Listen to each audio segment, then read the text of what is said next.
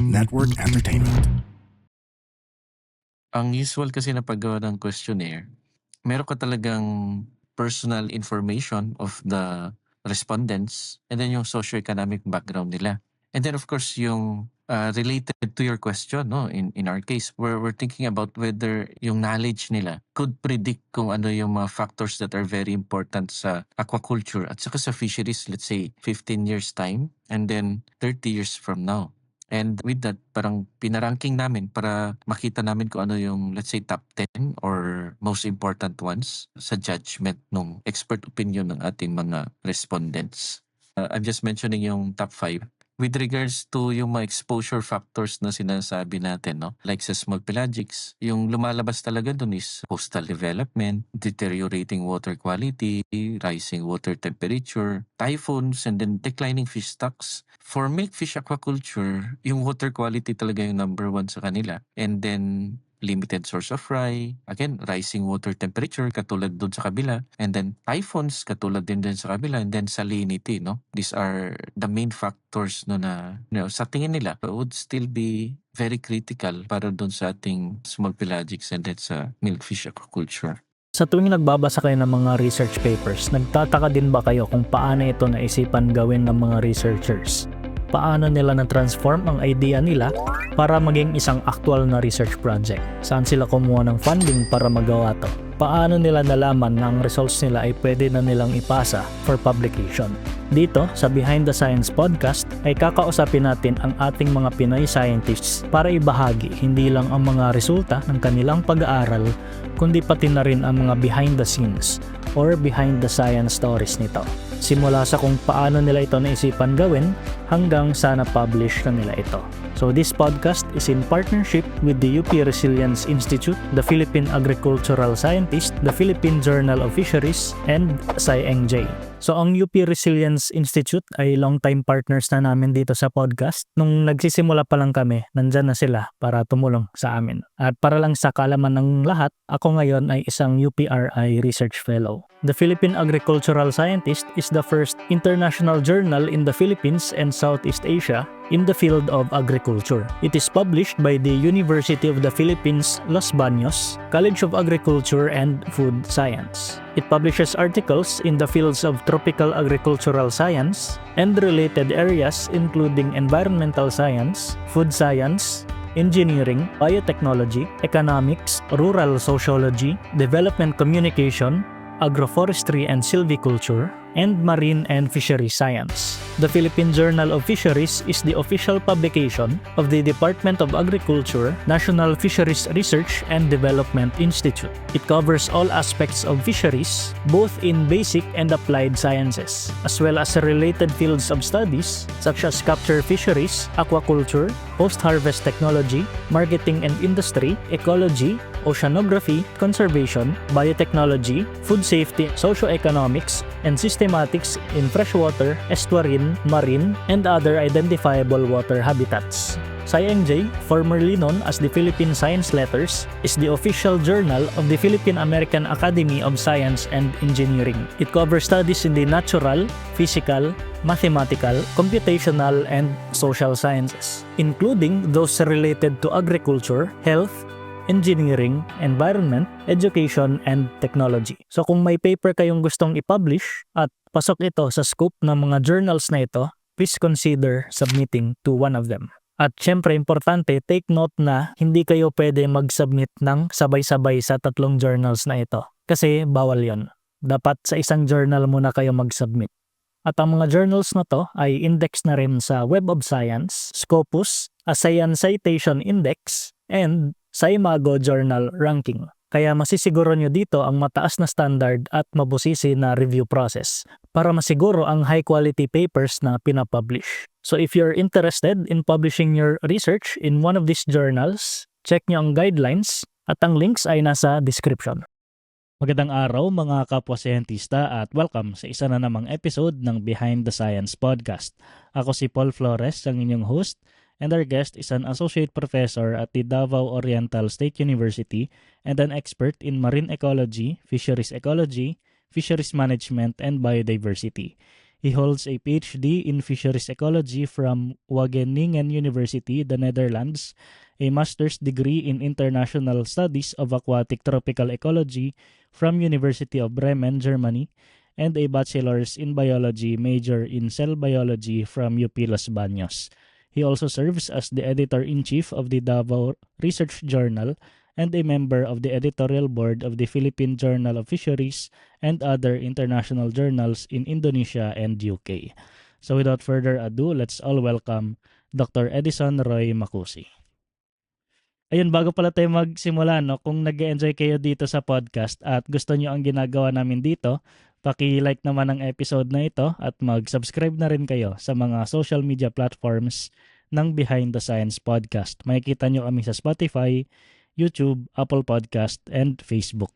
At paki-rate na rin kami ng 5 stars para mas madami pa tayong maabot na audience. So ang pag-usapan pala natin ngayon tungkol ito sa mga threats sa small pelagic fisheries and milkfish aquaculture at na-publish ito sa The Philippine Journal of Fisheries. So dito sa podcast, madami na rin tayong previous episodes related sa fisheries and other fields of marine sciences.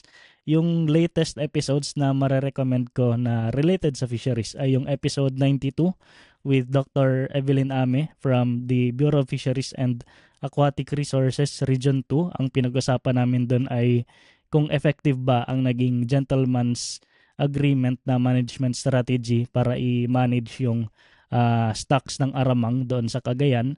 And episode 90 with Dr. Angelo Macario from the Zamboanga State College of Marine Sciences and Technology. Ang pinag-usapan naman namin doon ay yung tamang hook size sa long line fishing para hindi ma-overexploit ang mga isda. The usual, bago natin pag-usapan ang research ni Dr. Edison, kilalanin muna natin siya as well as yung naging journey niya as a scientist. So sir, as mentioned earlier, associate professor po kayo ngayon sa DORSU. So can you share din po ano po ang mga subjects na tinuturo niyo ngayon? Yes. Hi, good morning to everyone. I'm Edison Macusi from the Davao Oriental State University. So, basically, before ako nagturo sa Torso, nakapagturo na rin ako sa ibang universidad katulad dun sa UP Baguio, no? So, that's actually where I started teaching. But I saw that it's shallow without an experience actually, no, yung research experience pag kulang ka. That's why I decided to pursue yung mag-masters, maging RA, and to really go abroad also for training. So that one is very much enriching to me. And later on, pagbalik ko, no, mostly yung mga subjects na na-handle ko is ecology, no, general ecology, as well as fisheries and then STS. Hindi na ako nagkuha nung katulad dati na mga Gen Bio, no? Parang hindi na parang yung katulad sa UP Baguio na bigyan kaagad ng Gen Bio, no? Yun yung nahandelan ko ng mga subjects for pagbalik ko sa DURSO, no? Nung bata po kayo, ito talaga yung gusto niyo na trabaho, maging professor at gumawa ng research? Actually, yung sa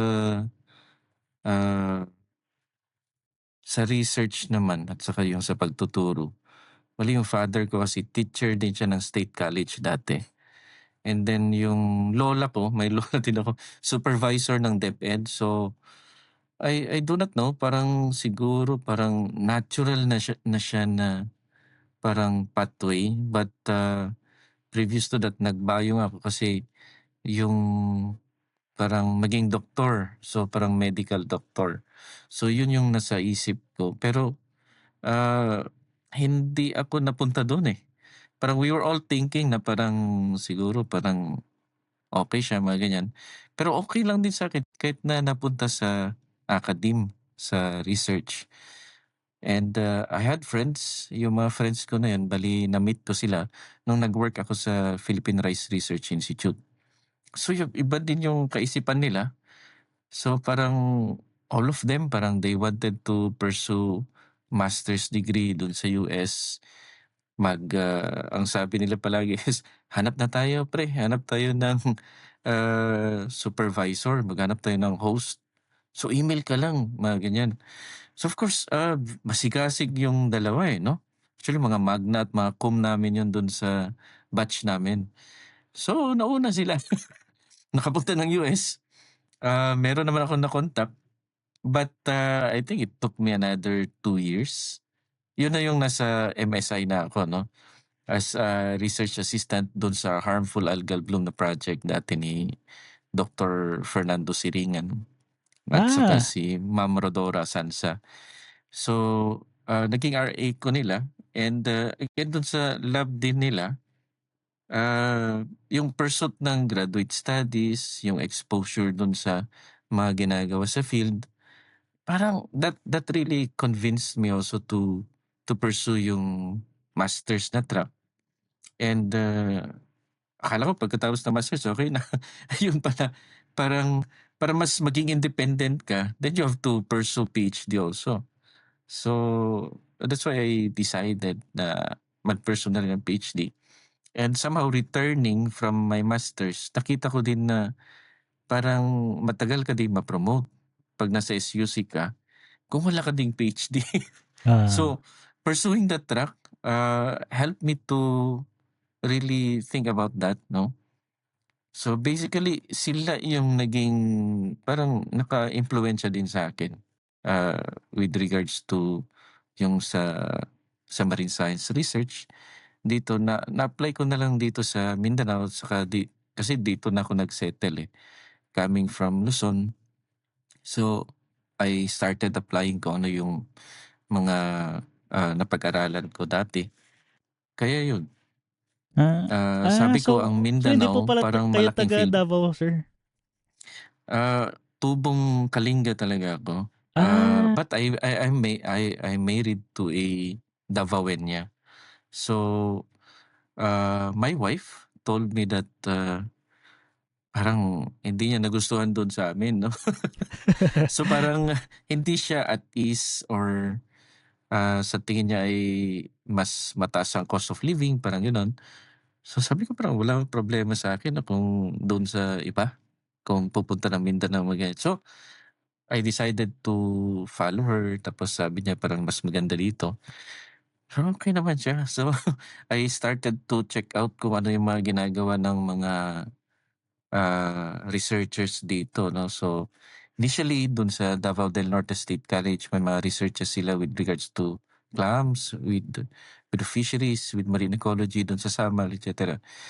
And, also mga macrobenthic organisms, ganun din dun sa Davao Oriental 'no. So, finally, dun sa research project namin sa tuna, mas na-connect ako dun sa Davao Oriental kasi, nandun yung parang parang base nung mga companies or malalaking ringnet, companies 'no, dun sa Gobchen. So, marami ding mga small scale fishes sa Mati, and, yung Ma siya kasi yung may pinakamalaking coastline din 'no, among the different provinces ng, Davao Region. So, sabi ko parang, "Okey dito, parang marami pang magagawa." So, I started pursuing yung mga lines na wala pa talagang, gumagawa nun, sa tingin ko. So, yun, nag, nag-focus na lang ako dun sa mga areas na yun. Para naman walang sabihan ng agawan ng field, or walang magsasabi na, "Uy, area ko 'yan, ba't ka nandiyan?" 'No? So, parang halos bago lahat, eh. Parang sa pagtingin ko parang wala pang gumagawa nito, mga ganyan. So, I pursued those areas na sa tingin ko makakapag-contribute talaga kami ng bago, at, meron kaming magagawa, para sa marine science dito sa, Davao Gulf or Davao Region. nag-RA pala kayo kay Sir Ando sa MSI. Yes, So fun fact lang sa yeah. sa mga listeners natin, si Sir Ando yung naging master supervisor ko. At naging guest Okay, din okay. natin siya dito, episode 9 I think. So ang pinag-usapan namin doon ay bakit bumubula yung lupa doon sa ilalim ng dagat. So for anyone interested, check nyo lang. Episode 9. So actually si Doc Ando, pero magaling talaga, magaling siyang teacher. At saka magaling talaga magturo si Sir, no? And doon sa field, ganun din. So parang madali mo lang magets kung ano yung sinasabi niya. So during my time as an RA, yun, parang namasyal kami doon sa Palawan, sa Pangasinan, as well as sa Manila Bay, no? So basically, they're the movers nung marine science even up to now, no? Ah, Doon sa MSI, and of course, I think the whole country, they're really influencing yung marine science research and marine science education. And I think I owe it to him or to them, no, for influencing us in terms of what we're doing or what we can do. Kasi parang halos yung mga REs din ni Sir parang nag-spread din eh. Nasa ibang lupalop din ng mundo. At saka mga PhD graduates na din yung karamihan. Ang interesting ng kwento niyo sir na dati sa Philippine Rice, ano nga ba yun? Philippine Rice Research Yeah. Institute kayo, tapos napunta kayo sa Marine Science. So bakit, Yes. paano nangyari yun na from Rice napunta sa Marine Science? Actually, hindi naman ako specialized na agad. So parang ah, nag ah, naging RA ako ni Ma'am Nenet Desamero, no, dun sa PhilRice. And I think I worked with them for less than a year. And then afterwards, ah yun ako yung nakakuha ko ng kontrata with the Hubs project under kay Doc Ando. So, in a way parang yung line na yon, yung sa marine science, parang nagustuhan ko na din siya. And nagkaroon ng, doon kasi sa MSI, parang meron mga seminars and may mga inimbitan sila. And one of those who were invited was a scholar, no? Doon sa Germany.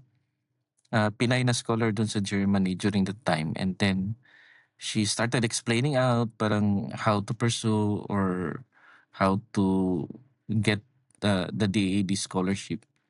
So from there, nakilala ko siya, and then I pursued yung scholarship na yun. Parang, tri- parang nauna sila. And then later on, parang nakuha naman ako. So sumunod ako doon sa yapak nila doon sa Bremen, no? Sa Germany. So yun na, ang simulan nung sa marine science talaga.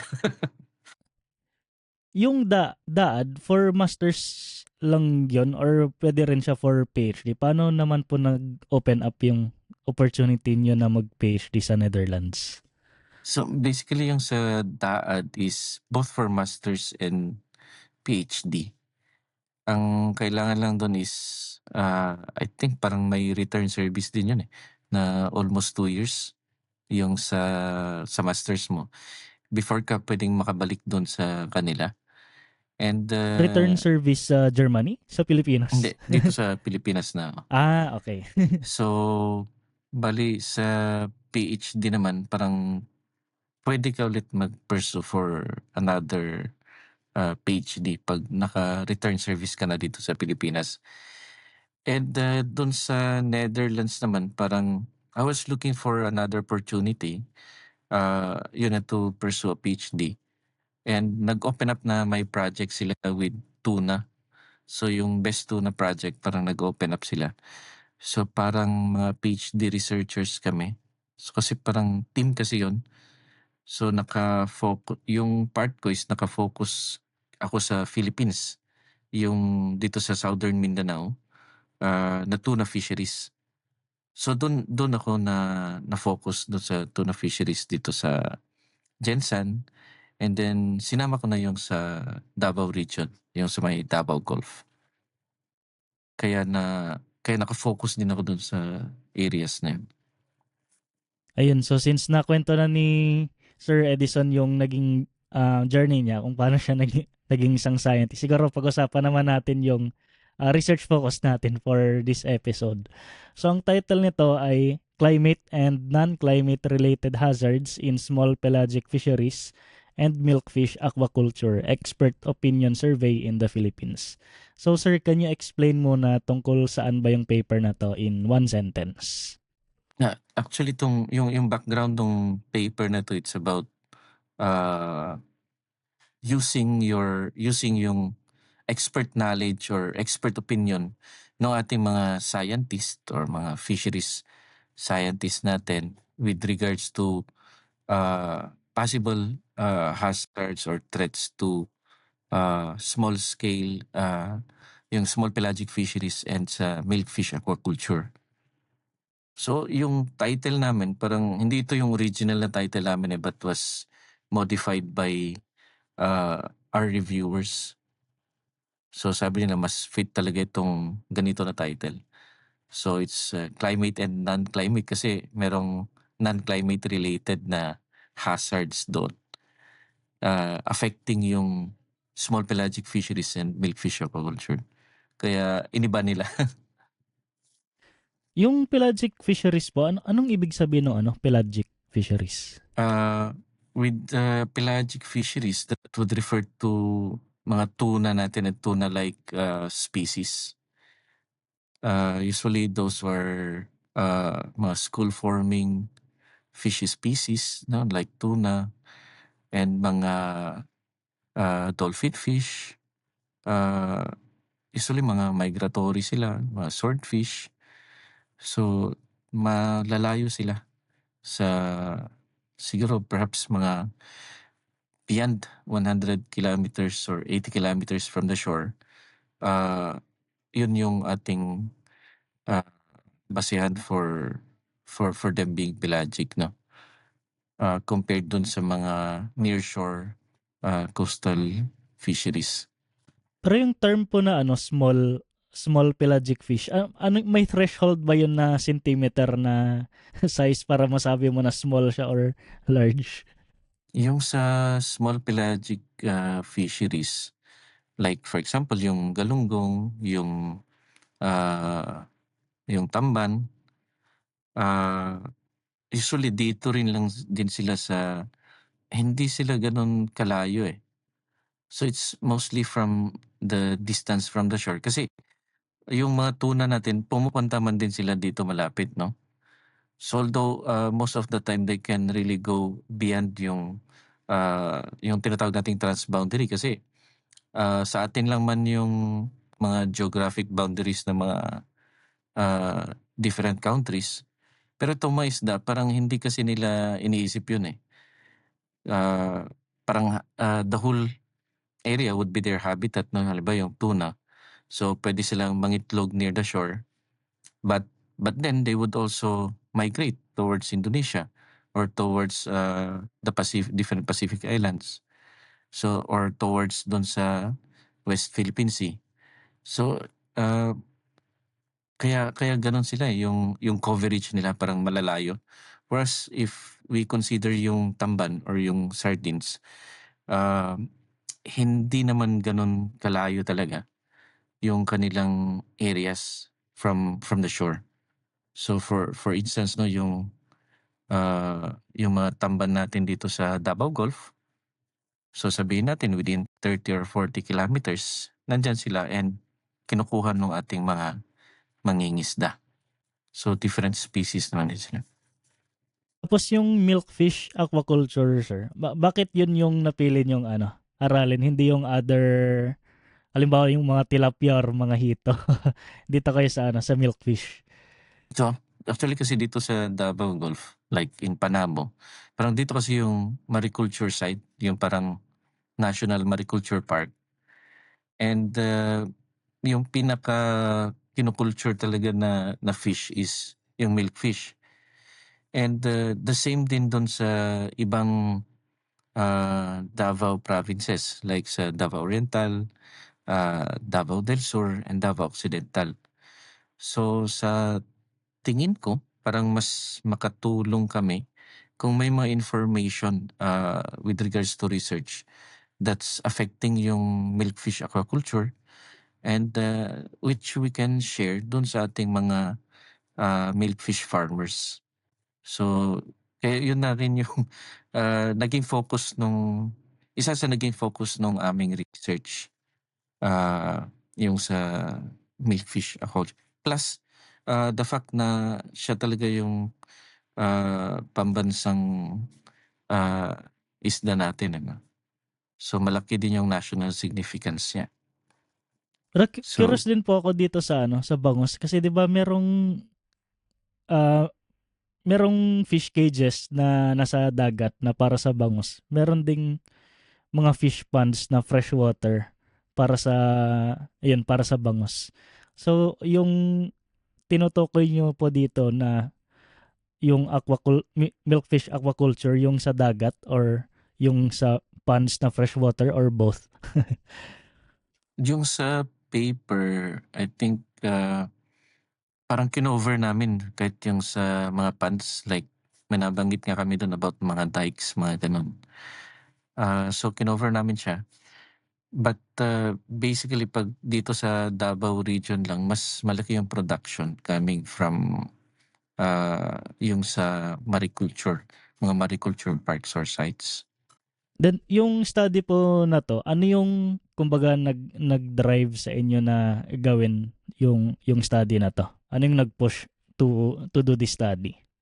So actually 'tong study na ito is may supposed to be parang part 1, part 2. So meron kaming previous publication together with Dr. Mojikiwis Santos na mas nauna na. Yun ay naka-focus lang sa bangus. So yun yung sa marine policy and then parang iba yung approach kasi nun and then dito sa pangalawa. So ito ay parang sa expert opinion and then mas kokonti yung sample size nito. So parang ah nilagay lang namin sa Philippine Fisheries Journal. Ah, pero yung significance niya ay gano'n pa din kasi ang limitation lang during that time with regards to this study is, it was during the pandemic. So mahirap mag-gather ng mga tao. So hindi gano'n kadali at saka yung disenyo niya is Delphi. So meaning parang you have to, consult them 2 times 'no, until may consensus of opinion. Ang nangyari is parang one time lang siya. So meron kang one time consultation or yung questionnaire and then naggamit na lang kami ng, other secondary data to help out or within yung sa questionnaire na yun, parang we were asking them, uh, other questions that would enable us to classify kung ano ba yung final answer talaga nila, with regards dun sa different factors na nabanggit. So hindi talaga kami nakapag face to face na, pag-uusap during that time kasi ang hirap, during Hmm. during pandemic. So yun lang talaga yung way na ginawa namin. So so dito po sa study, 'di ba, nag-rely kayo dun sa interview niyo with the experts. So, curious po ako dito, ano yung advantage ng ganitong method over, scraping yung literature at gawan ng mga summary, i-analyze yung buong literature? Ano yung advantage nito na ano, mag-i-interview nung mga experts on this field? Yeah, I think yung unang-una yung advantage talaga niya is siyempre yung sa literature kasi parang, both old and new. Kaya lang yung mga new sets, hindi rin gano'n kadami. Whereas kung mag-interview ka nung mga tao, they're still alive. They have previous experiences, with regards to these fisheries at saka sa aquaculture. So parang stored experience, stored knowledge, meron na silang idea. So we're just, redirecting them kung ano yung mga tanong namin dun. Like in this case yung mga hazards or mga factors affecting the small pelagic fisheries or factors affecting yung milkfish aquaculture. So parang ma-remember kasi nila yun kasi may direct experience sila with regards dun sa work nila sa climate change and yung work nila dun sa fisheries or aquaculture. So, ah, sa tingin ko, mas madalian sila magsagot. Whereas dun sa isa naman, dun sa literature, yung researcher na lang yung magde-decide nun eh. So, hindi, paano ba yun? Parang without consulting na yung the authors, so meron ka ng interpretation. Although may mga data din naman doon, pero sa tingin ko parang complementary pa din sila. Yung opinion and then yung mga secondary data or mga literature na existing. Ngayon sir, can you share din po yung detailed na methodology kasi for sure hindi lang naman to magre-reach out ka lang tapos magtanong ng magtanong ng kung ano-anong mga tanong. Definitely may structure kung sino yung interviewin nyo, Yeah. ano yung mga questions nyo. So can you share din po yung ganun, like ano yung criteria nyo para ma-consider na expert yung isang tao bago nyo siya i-interviewin for this study? So actually ang nangyari is, okay, parang meron kaming questionnaire na ginawa and then pinag-usapan din namin saka pina-check ko din kina Doc Moji at saka si Doc Roland, no? And afterwards, nag-okay naman sila and then meron lang kaming disclaimer doon kasi we're asking their consent na gamitin yung kanilang opinion or yung judgment nila without any identifiable personal information, no? Doon sa mga responses nila. Parang only for research purposes lang talaga. For us and also for Doc Moji, for Doc Roland, bali may mga networks of kilala na mga scientists who are already working sa field.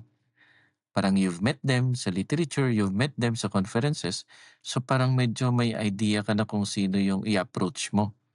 And then, yung kasama mo din sa school na may mga experiences na. So sinali ka na rin, no?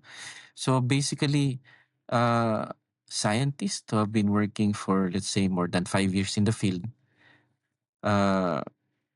hindi necessarily na natapos na niya yung master's degree niya, pero at least meron talaga siyang experience, direct experience with regards sa fisheries at saka sa climate change, no, sa aquaculture. And I think that's supposed to be 5 years or more yung experience na yun. So, yun, chinek na namin. I also remove yung mga questionnaires na kung sa tingin namin ay parang walang hindi nasagutan na maayos, no? Parang tatanggalin mo din siya. Parang hindi mo rin siya i-include. Kung kakaunti lang yung sagot, hindi talaga nasagutan yung buong questionnaire, parang ibig sabihin na parang hindi pa ganun kadami yung nalalaman niya. So, parang in those cases, hindi na namin sinasali, no? Hindi na namin sinasama. We were hoping to get many responses, but it's also difficult siguro yung internet connection during that time. And although we gave them time like 1 week, 2 weeks, so kung sino na lang yung nag-respond after siguro 2 or 3 weeks, yun yung mga sinamarize namin yung information. Meron kami mga socioeconomic information, their educational background, number of publications, conferences that they attended, and those that are experiences that are related sa climate change, sa fisheries, and then sa aquaculture. So, sa tingin ko yun talaga yung naging indicator namin na okay to. reliable or tama yung pinagsasabi niya. Yung questionnaires naman sir, curious din ako kasi hindi ako marunong gumawa ng ganitong mga klaseng study. Paano mo ginagawa yung list of questions, 'di ba? Questions. For this case gusto mo tingnan yung mga climate and non-climate related na hazards. So, ayun. Paano ginagawa yung ganun na list of questions? So actually, initially, sabi ko nga hindi pa kasama yung non-climate. Paano ba? Ah, ang usual kasi na paggawa ng questionnaire, meron ka talagang personal information of the respondents and then yung socioeconomic background nila. And then of course yung related to your question, no? In our case, parang since sa una, sabi ko nga yung title is about Delphi. So parang we're thinking about whether yung knowledge nila could predict kung ano yung mga factors that are very important sa aquaculture at saka sa fisheries, let's say 15 years time and then 30 years from now. So parang ganon. And to do that, uh, I already have a previous experience with regards to climate change, no? Climate change assessment doon sa aming work sa Mati at saka sa Surigao, which was funded by the International Foundation for Science sa Sweden.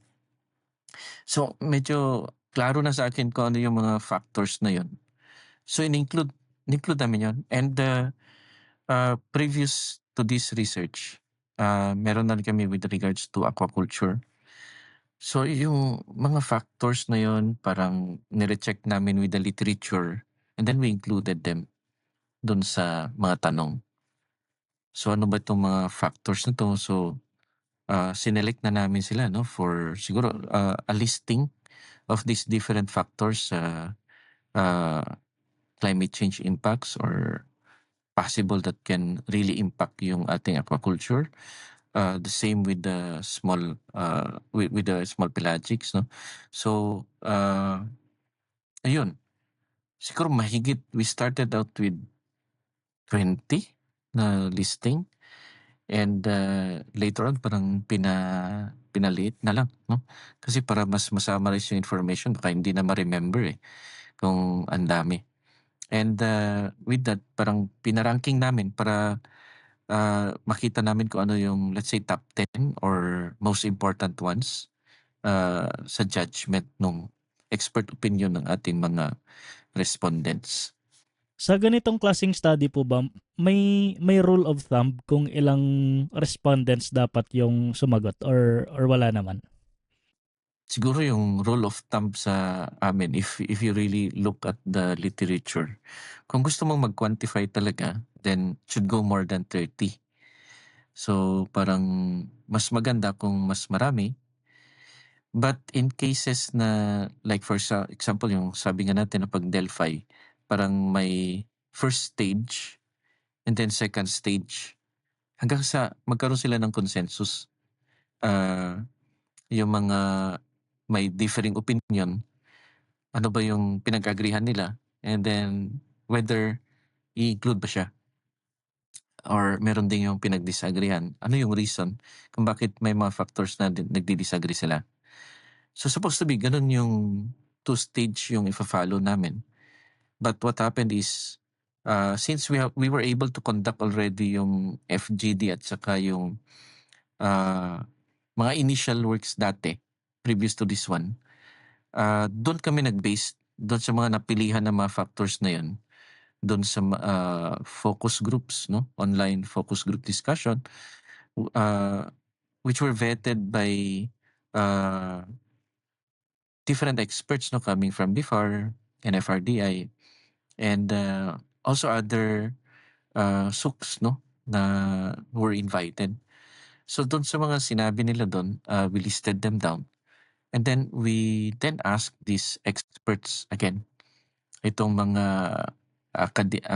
nasa academe to select or to choose which ones are really or which ones would be very critical or would still be there, no, impacting our fisheries after 15 years, after 30 years, mga ganyan.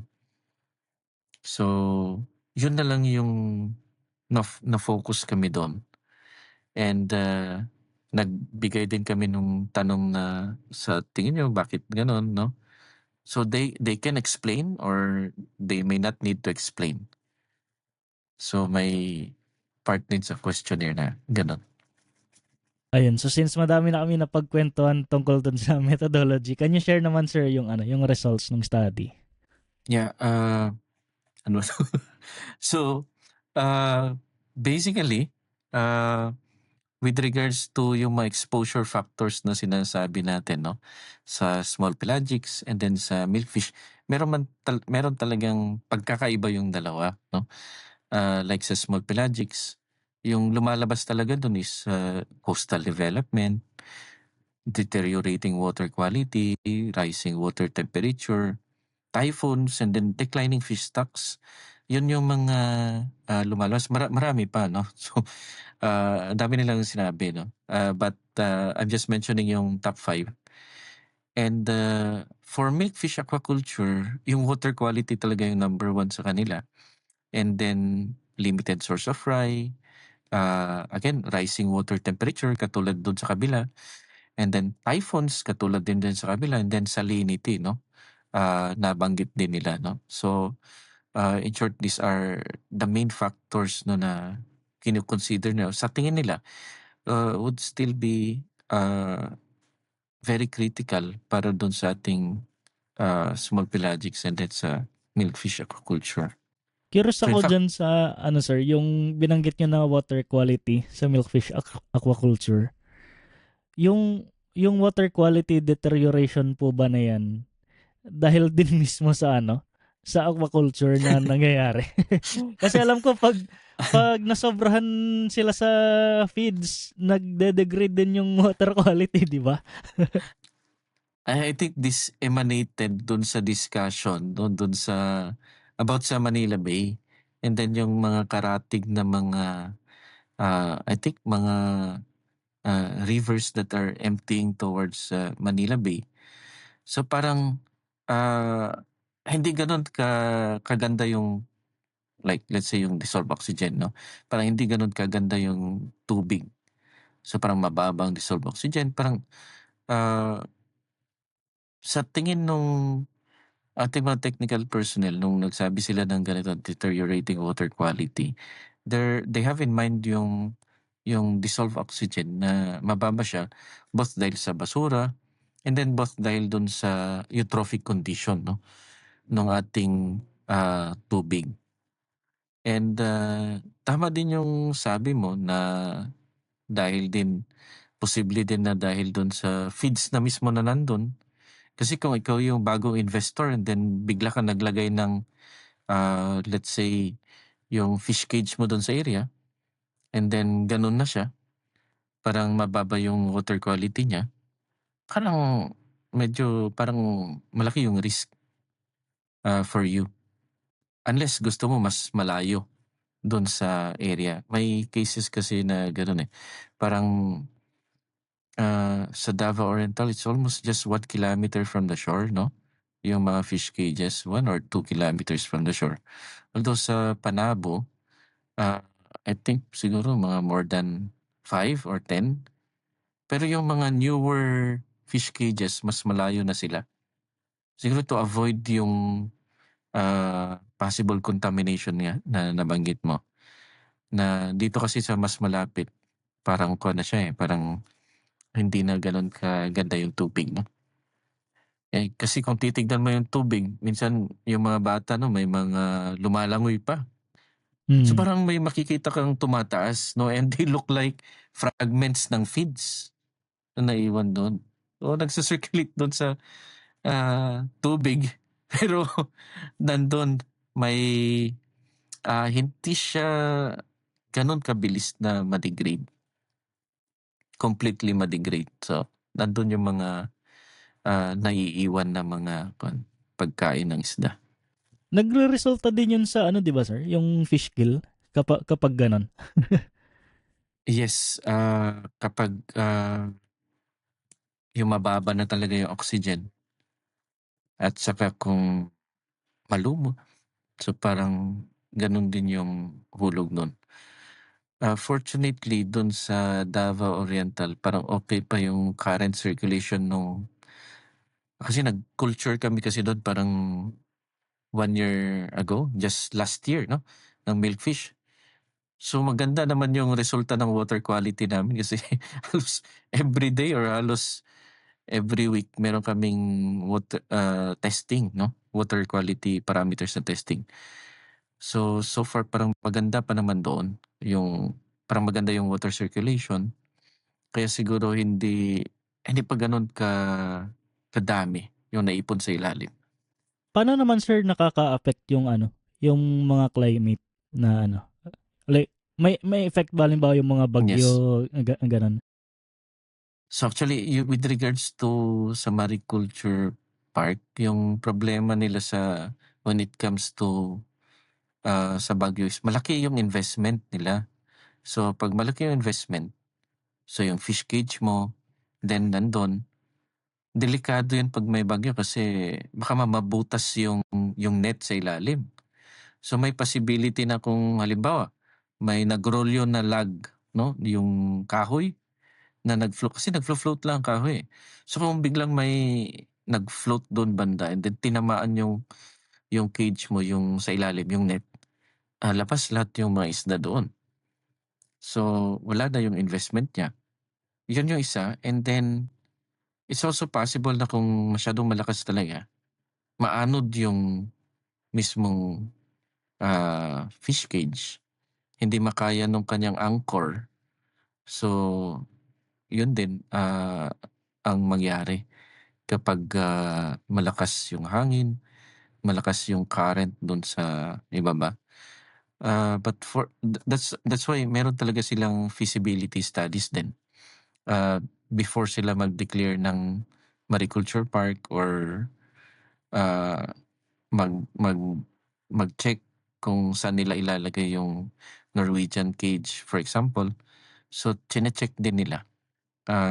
Parang requirement din yata nila yun talaga.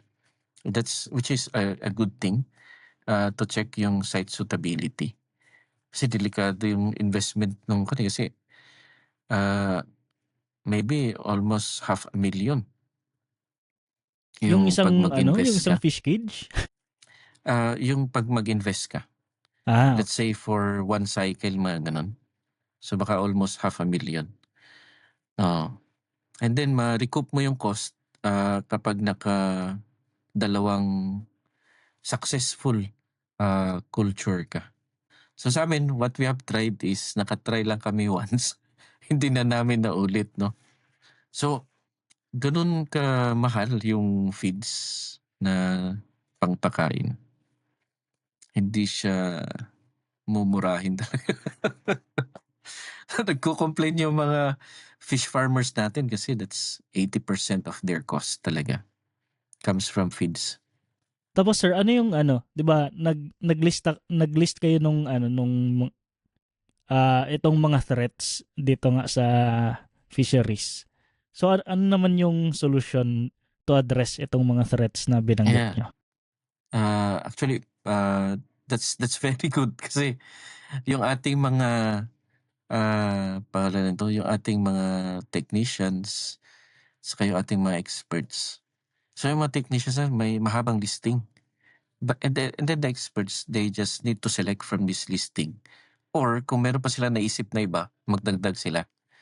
And, of course, with regards to small pelagic, for example, number one talaga is alternative livelihood, yung nababanggit. And then pumapangalawa is yung marine protected area. So ito't hindi na popular ang marine protected area, sa kaisipan ng ating mga technicians and yung mga researchers natin kasi matagal na siyang konsepto, eh. Pero I was surprised that yun talaga yung nilu-look up nila na kailangan pa natin ng mas marami or kailangan pa natin ng, functional na MPA, mga ganyan. So that was number two.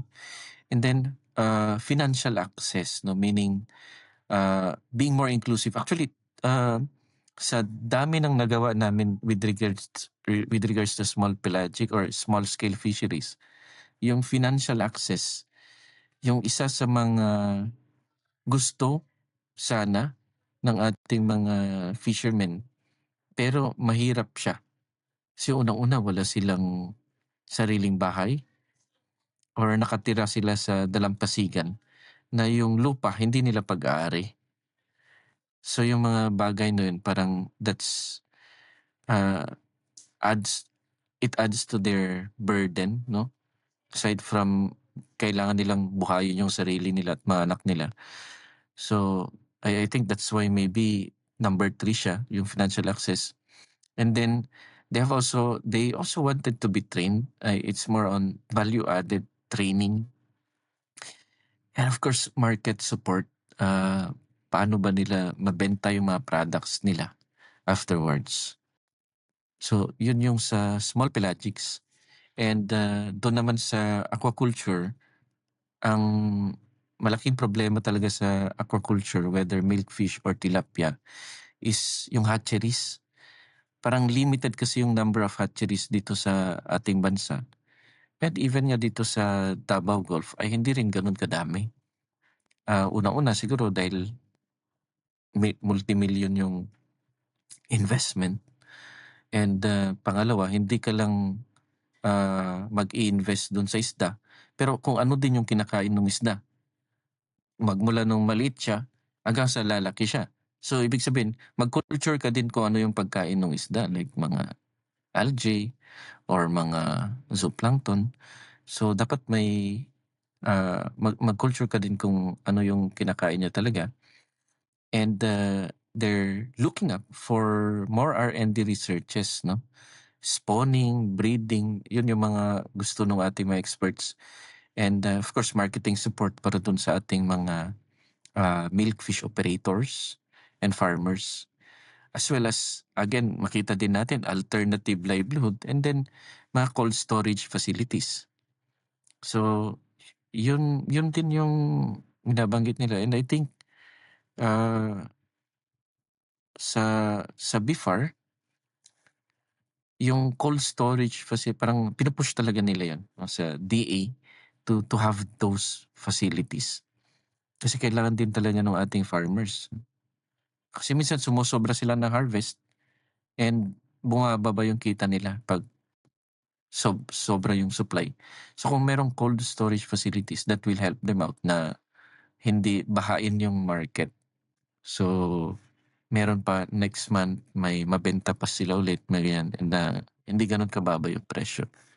Ayun. So siguro sir, last question ko bago naman natin pag-usapan yung more on behind the scenes naman in doing this study. Kasi dun sa paper, binanggit nyo na may 22 respondents kayo tapos karamihan dun or almost all ay galing sa academe.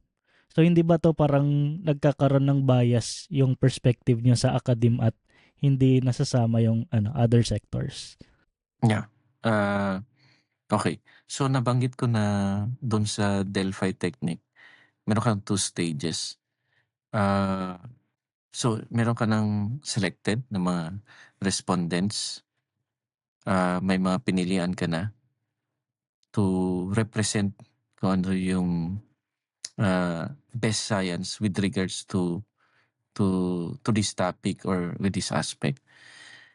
So sa itong paper na to, yung foundation talaga niya is yung naunang paper na ginawa namin in the DocMoji, also with milkfish and small pelagic. Bali, may na-conduct na kaming focus groups involving a lot of BIFAR technicians, BIFAR offices, and mga taga-NFRDI, as well as some practitioners talaga. So since nagawa na namin yon, nagkaroon ng summary. So parang yung second stage is ito yung sa academe, yung mga technical people, yung mga scientists and researchers natin. They would now screen out whether tama ba, parang do you think this is really impacting the small pelagic fisheries or the aquaculture sector? let's say in 15 years time or in 30 years time, parang meron ba talaga? Nandun pa din ba, no, yung mga factors na ito?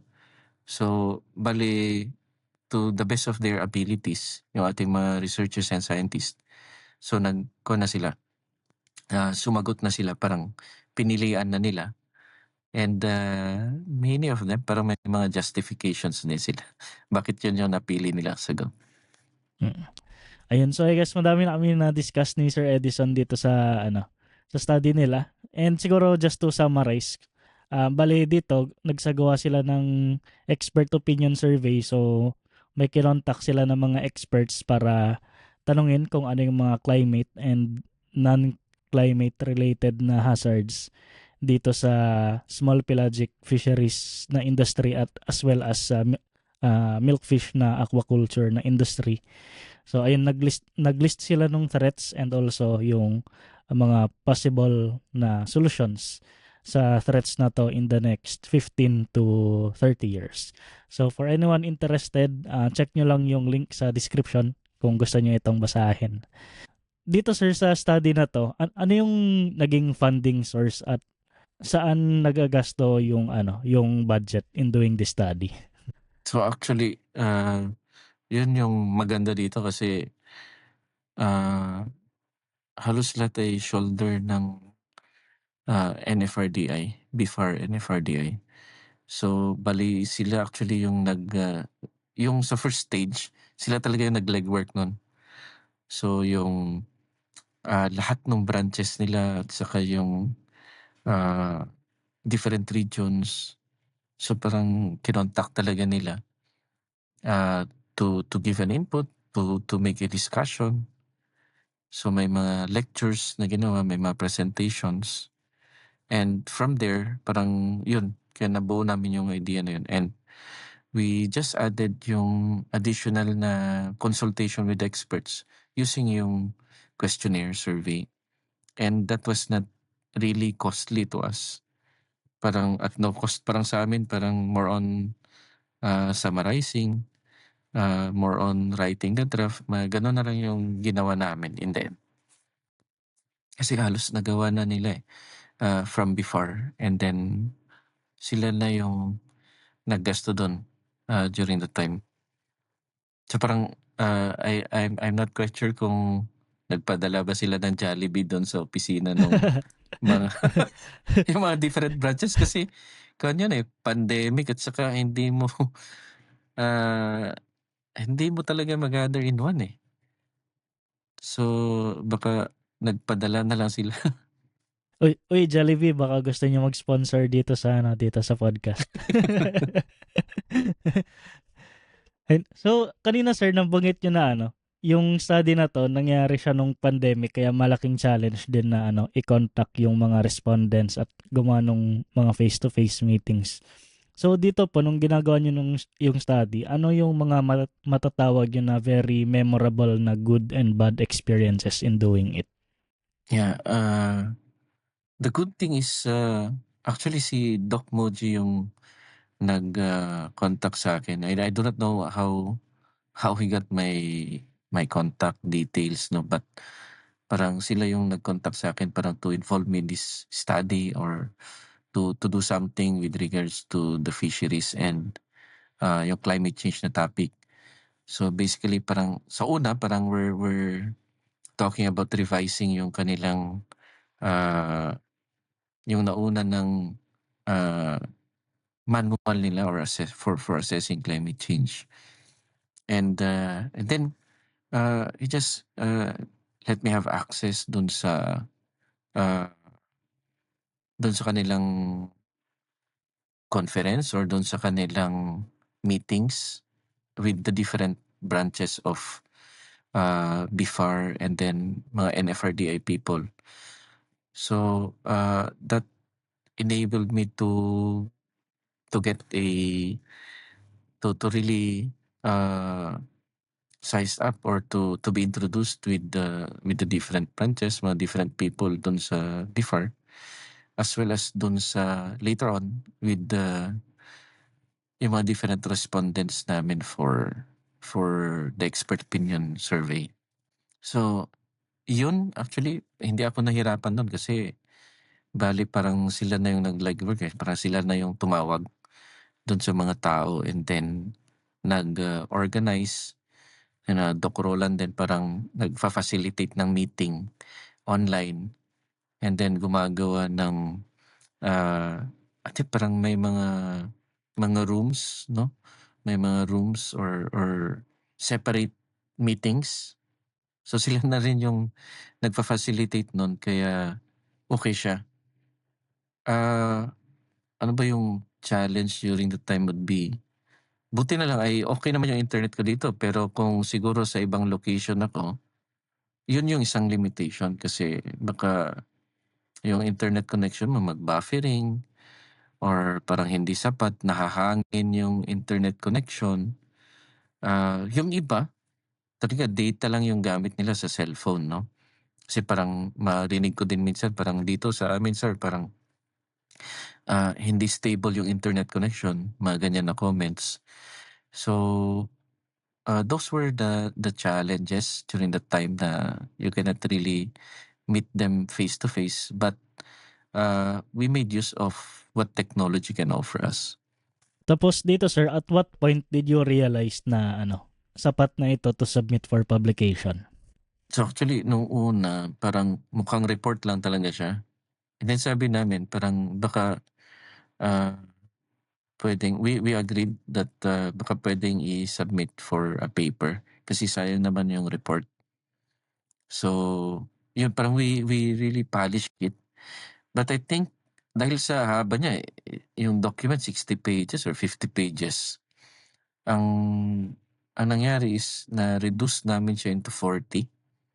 Mas na-reduce and then mas naayos. And we were very thankful dun sa reviewers kasi, na-polish siya, yung role ng reviewers. Parang mas na-organize din sa isipan namin sa pagsagot dun sa mga tanong nila. Kung ano talaga yung i-include, ano yung alisin. So may mga pinaalis din 'no. This parang you don't need to include those, to have a coherent story, mga ganyan. So yun, salamat sa tulong nung mga reviewers na yun. Parang mas naging coherent yung story nung paper. Pero sa simula talaga 'pag babasahin mo sa report I don't think na ma-impress ka or matutuwa ka sa itsura niya. So before we let you go sir, ano po ang mga ma-advise nyo sa mga aspiring researchers? Yeah, I think, the country needs you and, if we really look at the number of, sa statistics with regards to number of researchers per million or yung sa population natin 'no, the Philippines really need more young people katulad ni Sir Paul 'no, who's doing postdoc sa ibang bansa ngayon and, of course marami na rin nagpo-postdoc na katulad din ni Sir Paul but the country needs you so mas okay kung makakabalik pa. Hindi natin puwedeng pigilan kung ayaw na nila bumalik. Ah, Pero, basically we need more researchers 'no, kasi I think, it's only through scientific research that we can grow. Yung engine of growth for our economy is really dependent sa scientific research whether sa fisheries, sa agriculture, or whatever field it is 'no, sa medicine. Sa tingin ko yung advances na yun 'no, because of knowledge that's being discovered 'no, or new technologies being applied, or new innovations that's coming to play, we need young people 'no, to really work on those, to really help it advance. Kasi yung ating mga like if we look at our farmers, if we look at our fishers, halos malapit na sa 50 yung kanilang mga numbers. And then if we look at our scientists and then mga ating mga professors, gano'n din yung numbers 'no. So who will replace them in the end?